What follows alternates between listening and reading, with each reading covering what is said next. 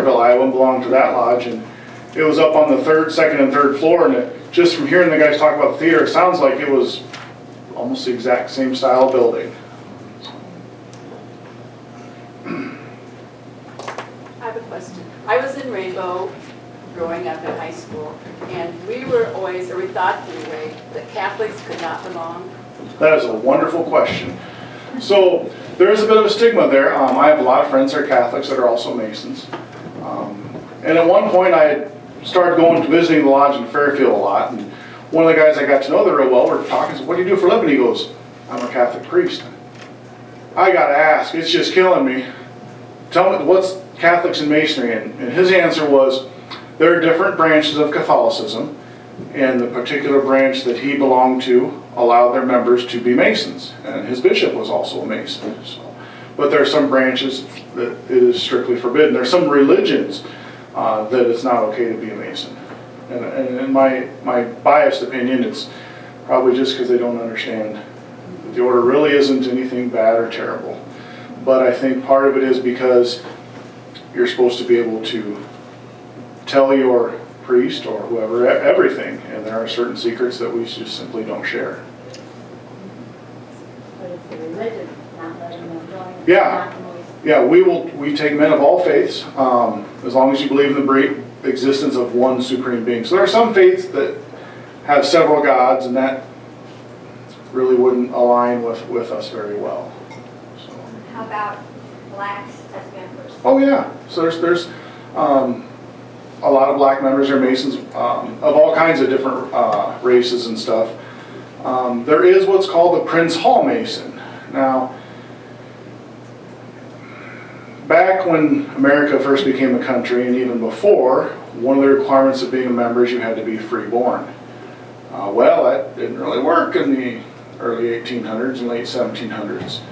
But there was someone actually named Prince Hall, who was a freed slave, who got a dispensation from, I think, the Grand Lodge in England to join Masonry. So he joined, and then he started his own Grand Lodge, and that's the Prince Hall. So there's also, in Iowa, there's a Prince Hall Grand Lodge and Prince Hall Masons, but several regular lodges have black members and Hispanic members and all kinds of different races.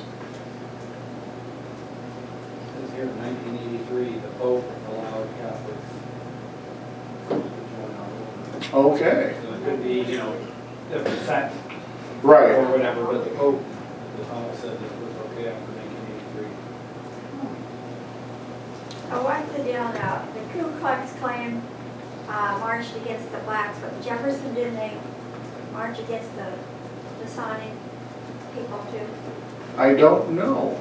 There's a connection there with the Ku Klux Klan and the Masons, and I can't remember what it is. I don't know, to be honest. I don't think the Ku Klux Klan liked you. I don't think they like anybody, to be honest. And maybe it's because we're, for lack of a better term, we're all inclusive, and we always have been.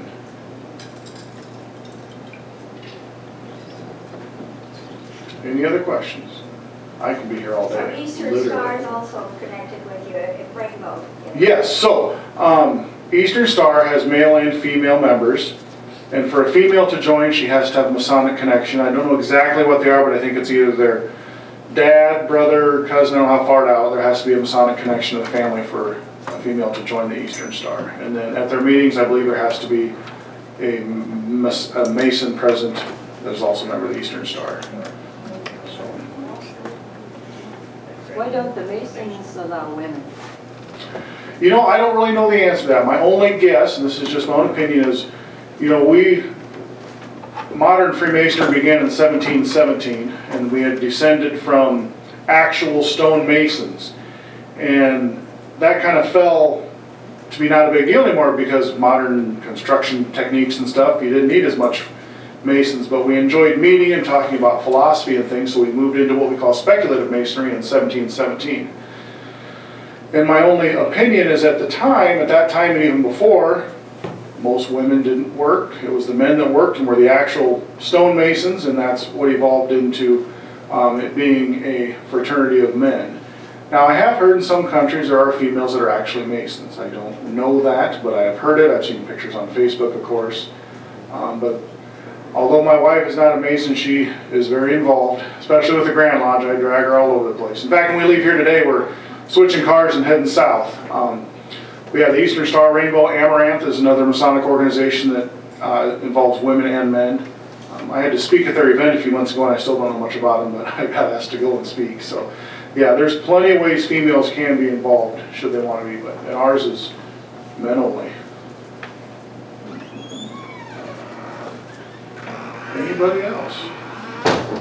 Yes? Did you mention scholarships? You're involved with scholarships, and does that mean that you have to be a member of a Mason, or can anyone? No, good question. So we in the past have given out scholarships here every year. We keep debating whether we're going to keep doing it or not for a myriad of reasons.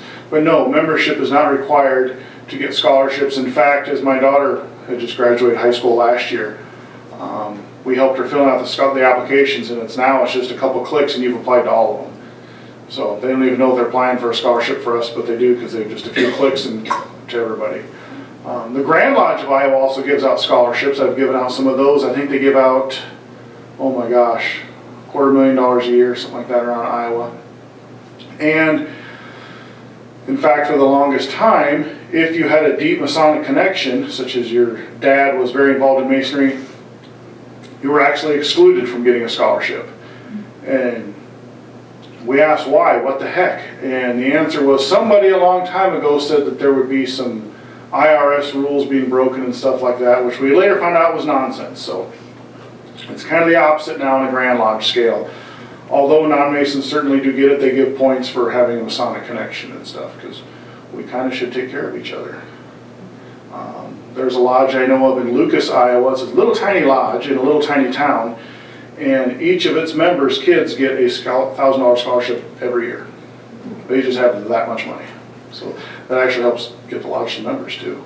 So you talk about your money, I mean, I don't see where you're doing that much around, or I don't see it, how you're raising all this money to do all this. So we had a couple members leave us some money a while back, and that money makes us money and keeps us afloat. It was given, my understanding, on the conditions that we not use it to put a big palace, because unfortunately, as I've been around the state, I've seen a lot of lodges that buy this great big palace and then they can't even pay to heat the thing. So we have a cozy little building that we bought for a few bucks, and we put a few bucks in, and So money donated is what's really helping. Yeah. Now, every lodge sets its own dues, and there's some lodges that have really high dues, and that's how they take care of it. Some, the one in Ogden does a breakfast every week, I think.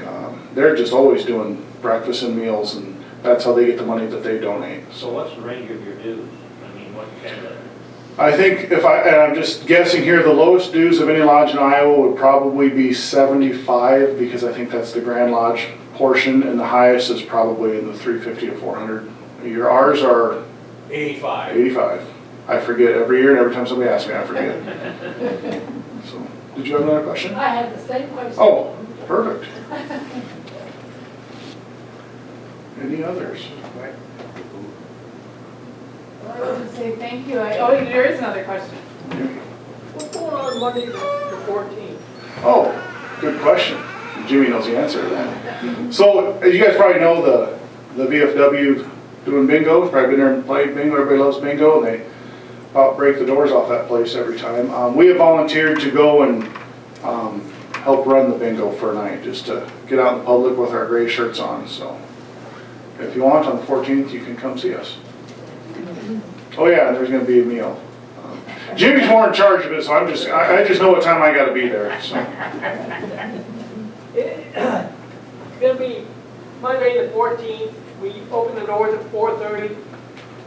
Masonic Lodge is going to be sponsoring the meal, which is going to be, what's the name of that sandwich? It's a Wally Burger. There's a funny story behind that too. And then bingo is going to start at 6:30. And for anybody that hasn't been there, we play 10 games of bingo, and whatever the proceeds are, we take it, divide it by 10. The payout usually $40 to $50 a game for those 10. The 11th game is blackout, and they buy a separate ticket for that.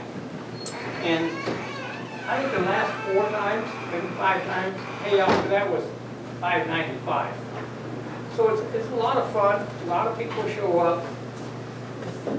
You have to be there a little bit early so we don't get too many people and put a sign up. Anybody else? What's a Wally burger? You must not be from around here. So it's funny because nobody else in the world knows what a Wally burger is. And I was loosely told the story from our meat department. A Wally burger is a thin cut ribeye sandwich. And my understanding is there was a restaurant or a vendor around here that sold them and called them Wally burgers. And once they went away, that's just what they called it. It's funny because sometimes somebody from Jefferson will go to a different fairway and ask for Wally burgers and they don't have any idea what they're talking about. And there other fairways have called us and been like, what are they talking about? So it's just a thin cut ribeye. So yeah, ribeye sandwich. Yeah, it's good. With a different hat I wear. Lots of different hats. Any other questions? You guys have been wonderful. Yeah, I would say thank you to you. Yes, thank you guys.